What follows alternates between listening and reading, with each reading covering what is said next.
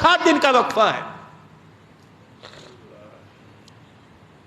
اب سنو خدیجہ کی کہانی۔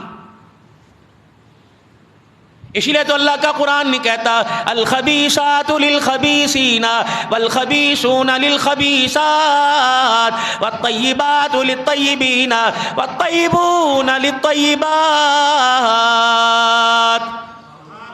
نیک مرد نیک عورتوں کے ساتھ، نیک مرد نیک عورتیں نیک مردوں کے ساتھ، بد کردار مرد بد کرداروں کے ساتھ۔ آپ اثر نہیں دیکھ رہے زمانے میں الا المسلمین والمسلمات والمؤمنین والمؤمنات۔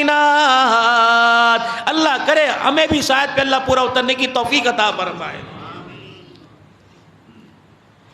سیدہ خدیجہ الکبریٰ رضی اللہ تعالی عنہا، جس نے سب کچھ رسول اللہ صلی اللہ تعالی علیہ وسلم پہ قربان کر دیا، شیب ابی طالب کی گھاٹی میں رسول اللہ صلی اللہ علیہ وسلم کا ساتھ دیا، وہ خدیجہ اللہ اکبر مکے کا بیشتر حصہ، مکے کے سب سے زیادہ سیدہ خدیجہ الکبریٰ کے لوگ مکروز تھے۔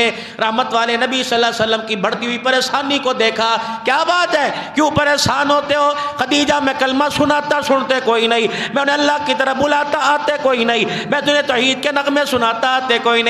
کہ لگی کملی والے ذرا ایک دن مجھے مبلغہ بننے دو، مجھے ایک دن خطیبہ بننے دو، مجھے ایک دن واعظہ بننے دو۔ آپ نے فرمایا خدیجہ تو کیا اعلان کرے گی؟ کہ کملی والے تیری جیسی خطابت کوئی نہیں، تیرے جیسا واعظ کوئی نہیں، تیرے جیسا مبلغ کوئی نہیں، لیکن مجھے بھی تو کچھ کہنے دو۔ میرے عزیزوں مکے میں منادی ہو گئی کہ آج خدیجہ الکبریٰ کی طرف سے اعلان ہے۔ سیدہ خدیجہ الکبریٰ نے اعلان کیا، اے مکے کے سرداروں، او میرے مکروزو، او مکے کے نوجوانوں میرے مکروزو، مکے کے تاجروں میرے مکروزو، آ جاؤ، در نبوی کھلا ہوا ہے، آ جاؤ حضور کے ہاتھ پر ہاتھ رکھ کے کلمہ پڑھتے جاؤ۔ میں خدیجہ الکبریٰ نے سب کلمہ پڑھنے والوں پہ قرضہ ہی معاف کر دیا۔